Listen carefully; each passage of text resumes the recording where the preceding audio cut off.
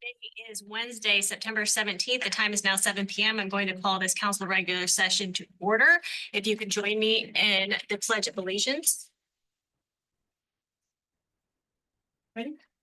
I pledge allegiance To the flag of the United States of America and to the republic for which it stands, one nation, under God, indivisible, with liberty and justice for all.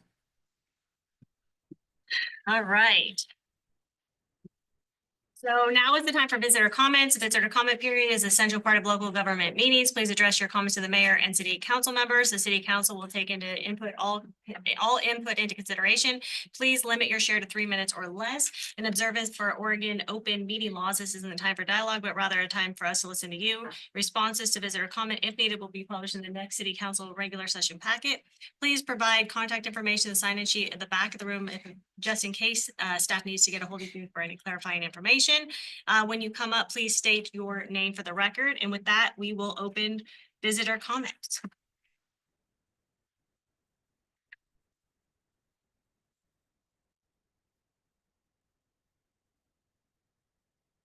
Brady Freeheim. I wanted to talk briefly about the people that came and did, I guess, a presentation on developing the property.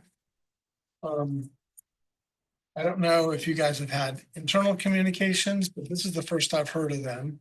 And I want to know what the vetting process for it is to vet that company, because they didn't seem very organized to me or very professional for someone that wants to do a multi-million-dollar project. And we have gone down this road multiple times with multiple failures that didn't turn out. And I note that the city is responsible for half of all costs, should it not turn out. And that concerns me, that you are getting into a relationship with a company that may not be capable of doing it, but yet will be picking up half the bill if they fail. So I'd like to just know how that vetting process is going to happen and how we can determine that this company is in fact able to perform what they say they can do. And if you've checked them out, because I've not heard of them and I was not really impressed with their information that they provided. The other thing that I am worried about is the fact that spiritofhalloweentown.co is being used instead of .com. From what I can see, the .co is owned by Treadway. City spent a lot of time, energy, and money owning spiritofhalloweentown.com. And why you're now using .co that you don't own does not make any sense to me. That's your trademark, you own it, the city owns it, and you should protect it. And allowing somebody else to take a .co is probably not a good idea for the long-term use of the halloweentown.com, which is what you should be using. Okay, next public comment.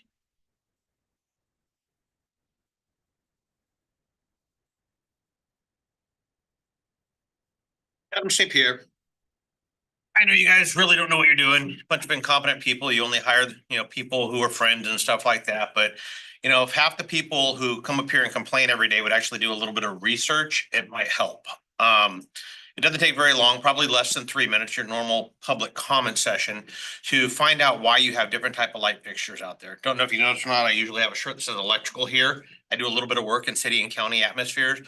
There's different task lighting. Why the lights look different in different places is whether you're trying to have area lighting, task lighting, pathway lighting, and there's a thing called light pollution.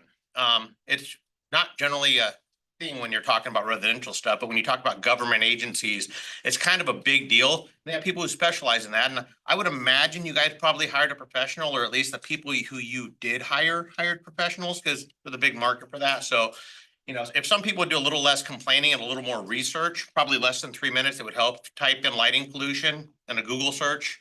It'll give you quite a, intricate explanation on some of what that is. And, I just want to say thank you all. And I didn't hear it mentioned today, but I just did want to say congratulations to my friend Jen up here, the mayor. She's a grandma now. So I think everybody should give her a little congratulations on that. All right, next public comment.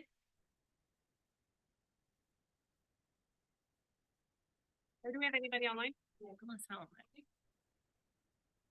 Wait for him. Grandma Massey, how you doing? Great. We can hear you. Awesome, congratulations on that. Just got to get this pulled up here. Sorry for the delay here. Just want to make sure the clock's running. So, the position of police chief is one of the most important roles in our Say community. your name. Wait, back Oh, up. Can you- yep, sorry, Kathy, can you Nicholas start Helmick. over? Hold on, yes, hold on. Kathy, can you restart? Nick, can you state your name again for the record? Go. Yeah. Name is Nicholas Helmick, City of St. Helens. The position of police chief is one of the most important roles in our community and is directly impacts public safety, trust, and accountability. Yet the process used here was carried out behind closed doors by a small circle of insiders, other chiefs, the city lawyer, and the union head without meaningful input from the public. To make matters worse, the entire process was wrapped in non-disclosure agreements, which means the very citizens who rely on this department for protection are barred from knowing how or why the decision was made. The lack of transparency sends the wrong message. It looks like intentional collusion to control the outcome while keeping the public in the dark. Secrecy erodes trust, breeds suspicion, and weakens confidence in both city leadership and the police department itself. Our community deserves openness and accountability, not a process hidden from view. This lack of transparency undermines public confidence in both the police force and city leadership. Instead of demonstrating openness and accountability, the secrecy signals intentional collusion to control the outcome while shutting out community voices. By excluding the public from meaningful participation and then cloaking the process with legal barriers to discussion, city officials send the message that the people that they represent cannot be trusted with the facts. Such practices erode trust, foster suspicion, and weaken the legitimacy of the very institutions meant to serve the public good. For the sake of restoring trust, I urge you to recognize that this approach was wrong and to commit to greater transparency moving forward. The public deserves to know how these decisions are made. And beyond the issue of transparency, there's also a question of cost. Our police department's budget has risen from 3.8 million in 2020 to 2021 to more than 5.6 million in 2023 to 2024. Other communities have chosen a different path. In 2015, Troutdale disbanded its own police department and contracted with the Multnomah County Sheriff's Office, a move that resulted in significant taxpayer savings while still maintaining strong law enforcement services. Given both the financial burden on St. Helens taxpayers and the blanket lack of transparency shown by city officials in handling police leadership, it's time to ask whether policing should remain under city control at all for both fiscal responsibility and accountability. The community should seriously consider contracting with the Sheriff's Office for police services and removing the responsibility from City Council. Thank you. Anybody else online, Kathy? No. All right, so that takes us into deliberations. So the first item is sale of city-owned property at 1300 Castor Road, described as tax account number 11362, map number 4N1W-4DD-11300, tax account number 11361, map number 4N1W-4DD-10800, and tax account number 13215, map number 4N1W-9-100. Deliberations. Sell it. That's Nick said, sell it. Counselor Sundin, I agree. Me too. any discussions at all? All right.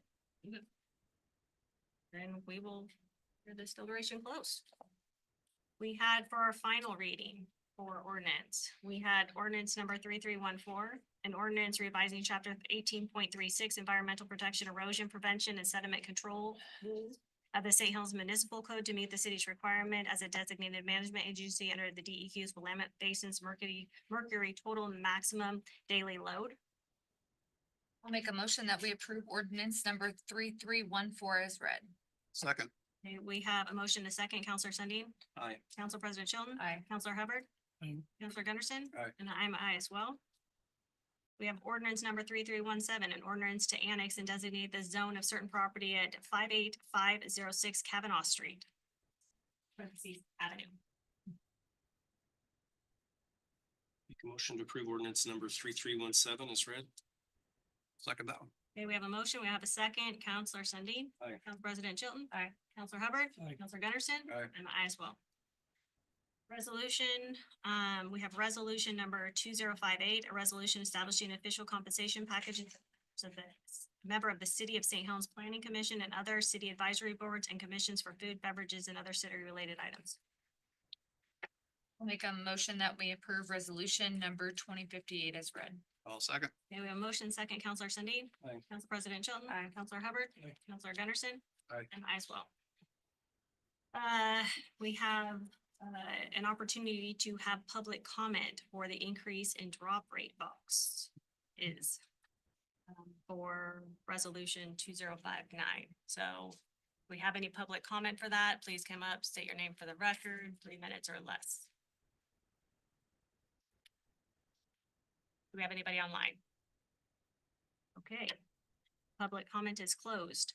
So we have resolution number 2059, a resolution establishing the drop box rates and superseding resolution number 2028.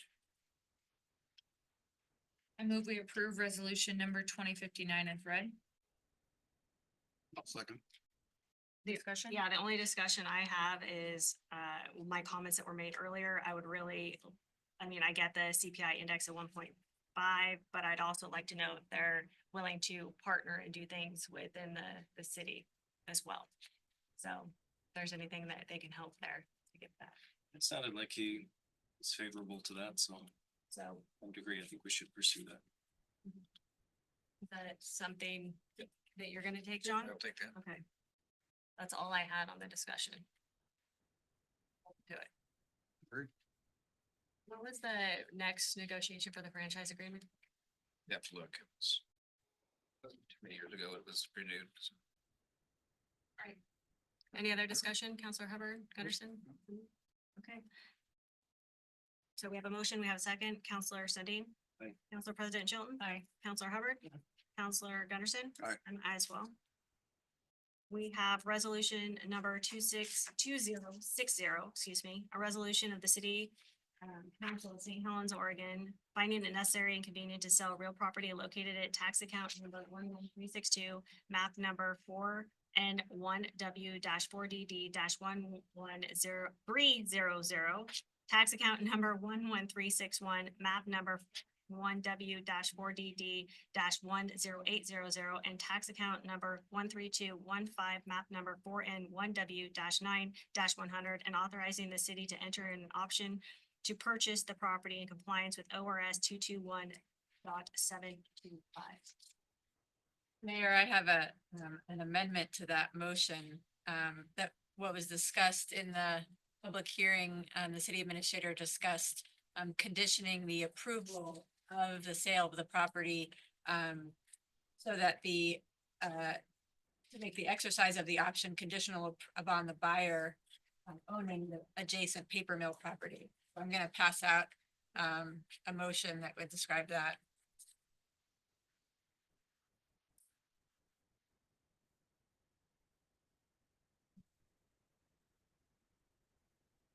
They wanna see it.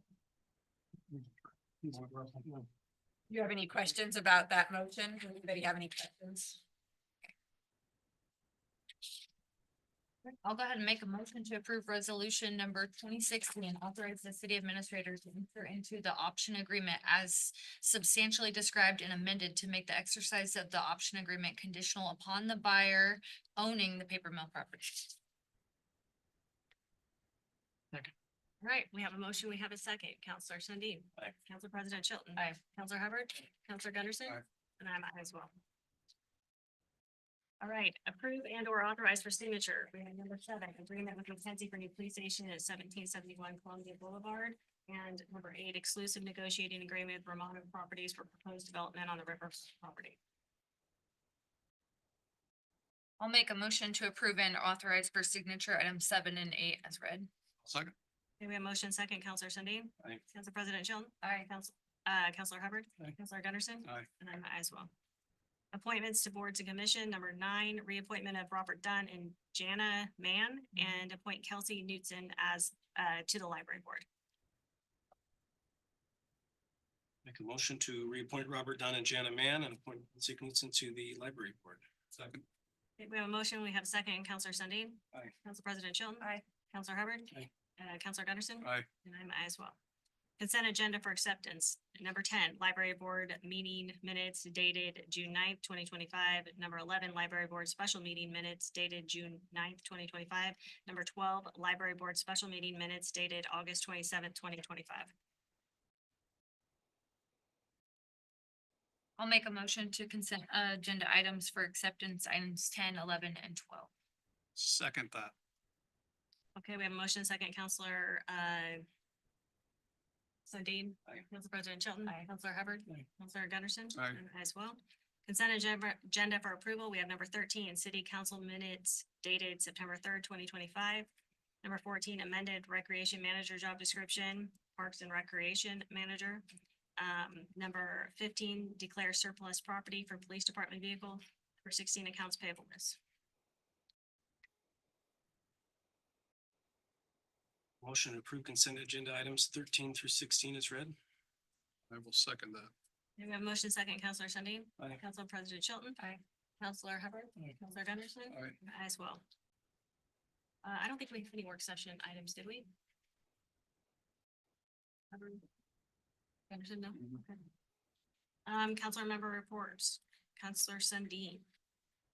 I guess the only thing, we had our Parks and Trails Commission meeting last week. I think last time I had reported that they're working on a new tool for a parks assessment for the parks commissioners to walk through the parks and document safety concerns or talk to people that are enjoying the park and put that feedback in so that the parks maintenance crew can get some of that feedback. So they tested that out and Dana went through some of the results and showed what that looked like. So it's kind of a neat new tool. So I think some are looking forward to using that. There is still a opening on the Parks and Trails Commission. I think they've gotten 2 applicants so far, so. I don't remember the date that closes, Kathy, but that's coming up. Next Tuesday, I think. So if you're interested, there's still time to apply for that. I think that's it. And then you wanted a little history lesson tonight. We were talking a little bit ago about people just asking questions about the plaza here. So kind of a cool place out here watching Halloween Town come up tonight, but way back when, one of the original buildings on the plaza was the Columbia County Courthouse, actually a big wood building that sat there. Also, the county jail was about right in the middle of the plaza. Was another big building down on this end they called the Opera House. The Opera House was later moved and became the St. Helens Hotel, which sat down where the patio is for the Klondike. And then when this courthouse building was built, the purpose of the plaza was meant to showcase the house and kind of show it off. So that's what it was designed for. And actually the little round thing you see in the middle there was actually built for a fountain. It was a fountain in the middle for a lot of years. And then after World War I, the county obtained a piece of German artillery, kind of a big cannon. They had that on display there for many years until World War II. And they scrapped that in a metal drive and put a flagpole up. Flagpole stood until the Columbus Day storm came down on a woman's car. And kind of a fun story is that the lady called her husband and said, I had this flagpole came down on my car, and he got mad and said, well, what did you park there for? So he wasn't very happy with her, but a lot of things have been here over the years. And so it's just kind of neat to see it evolve and see people still enjoying the space. Kind of fun to host people here every year. That's all I've got. I love it. I just wanted to update, I meet with Treadway on a regular basis to support them and provide guidance to them, make sure that they get everything that they need while they're implementing some of the changes that they've been working on. And so very soon, as you can see, the square's coming up. Halloween Town is in full motion with celebrities on board and a bunch of fun events coming up. And they are almost prepared to invite the council in to do a tour of the gift shop and the haunted house and some of the changes they've made in there. So I look forward to that and getting to see what they've done in there. So that's all I have. Councilor Hubbard, you got anything? Planning Commission, we had the joint planning commission with the planning commission and the council. Councilor Sundin came up with the idea that maybe we don't need to meet as often. And I think that's a good idea because we didn't have a lot to work with from that. So I think we've implemented that, Jacob. That is a discussion to add to our attendance discussion at the next planning commission meeting. So that's the direction we're headed, I think. Makes sense. I don't have anything. All right, well, I have a few things. I always want to start off and say thank you to Kathy and Lisa for making sure everything is taken care of. And also, if you did not know, it was Kathy's birthday yesterday. So make sure you say happy birthday to her as well. But we sincerely appreciate all the work, all the updates that you do in all your packets and everything that it does not go ignored. So thank you so much for all your efforts and also the Reddits of the city staff. Counselor Hubbard and I took a tour of Arcadia last week. It was a great tour, spent quite a few hours over there, and it's remarkable to see the amount of work that they're already doing over there and the improvements that are made. So I am really excited. Next year, if I am not speaking erroneously, will be a 100-year anniversary. Hopefully I'm getting a nod of the mill. And so I just think that it's going to be such a great year. And I'm so excited to get this partnership, across the finish line. And hope to have many more tours to see the progress that's being made over there.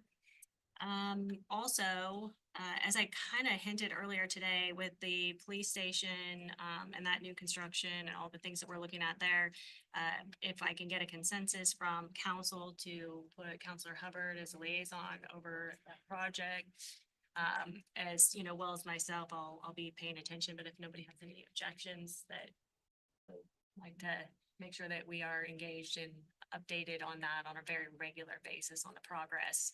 We have a very tight budget on that. We spent a lot of time already trying to help with value engineering, and we want to make sure that it completes on time with milestones and within budget. So everybody's good with that? Counselor Hubbard, are you good with that? Accept that duty. Okay, sounds good. Then the other thing I tend to go back, and if we remember back, gosh, it feels like a long time ago, but I think it was like February, March now that we were talking about roadmap items and the things that, looking at we wanted to accomplish individually and the things. So I keep track of things still, and I was running through them the other day and some of the outstanding items that I have and the things that we've gotten completed.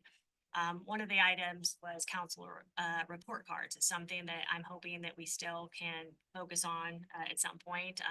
We may not like all the comments that come at us, but I think it's important to get a pulse on what our citizens are feeling or how we can improve or things that we can do. We already have accomplished doing a modification for our news media to align with the Attorney General. We've completed that. We're working on the nuisance fees. That is an ordinance for that. So that is actively being worked on. We have modified and improved for the staff, I believe, for the reporting of the departments to make it easier and less cumbersome on them, and we get the information we need.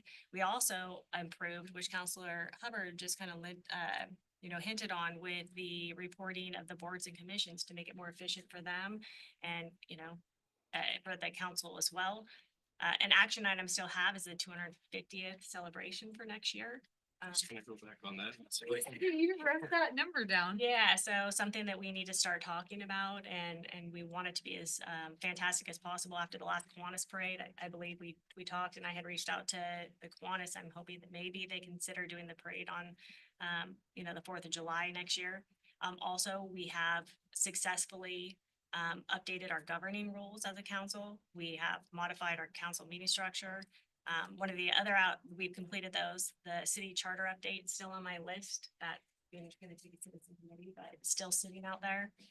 A full-time grant writer still out there. We've talked about an HR manager or getting somebody in, and that is an action being done right now, like pursuing a consultant or part-time. So we have achieved that. I'm running through the list here. Town halls are another thing that we talked about. Really like to try to, at some point when we have room to breathe, to get those going, because we have more people that would like to engage, and I think it's a great way just to get everything out there and see have a conversation. Side by sides were another one that was on my list, and at the Joint Planning Commission meeting, we talked about that. I requested, so I did, Chief Smith reviewed it. He had one suggestion as far as liability goes, specifically on side by sides, asked to table that until December.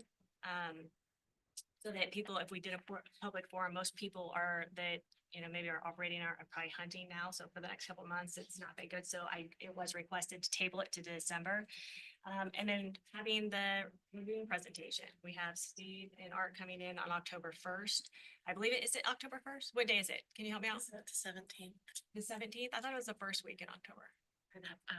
Okay, so anyway, we have that one coming up, so that they can present to council. It gives them an opportunity to, come up and present to us. And then, evaluations. We're also working towards that with our HR professional. So we have already tackled quite a few things. There's a couple additional things, on my list. But I'm gonna keep revisiting this every once in a while so that we can see also all the accomplishments that we're already making. Administratively, we've made a lot of improvements, I think. And we're also getting a lot of things off the finish line and fixing things that have already happened in the past. So I'm just gonna hit this every once in a while to keep us where we're at. And if there's anything else that's important to you guys that we should add to the list, then let me know. Sand Island. I have it here. I have the Marine Park Contract Compliance Review right here. So that's on there as well. And that's gonna be October 17th where we'll be able to have that review. But I think the more that we can be transparent about the things that we want to get accomplished, and moreover, even just take a moment and celebrate the things we've already done so far in 9 months. So with that, So could I real oh quick? yeah, absolutely. I almost forgot to mention this. Last night I couldn't sleep, so I got up and was looking at ideas, what other cities are doing to prepare for the 250th in July. And a lot of cities are already well ahead of where we're at. They've got committees established. They've been working on this for a while. So if everybody agrees, I would like to work with John and Kathy to see what the logistics would be to set up a citizen committee, temporary one leading up to the 4th of July. And just not just a city effort, but I'd like Walnuts and the Lions and schools to get involved. I'd like this to be a big community thing. So a lot of them are planning celebrations throughout the year, not just on the 4th. So I think there's a lot of fun things we could do to this great country that we live in. So I'd like to get started on that. Completely. Everybody go with that? Yeah. Yes, please proceed. Let me know if we can help.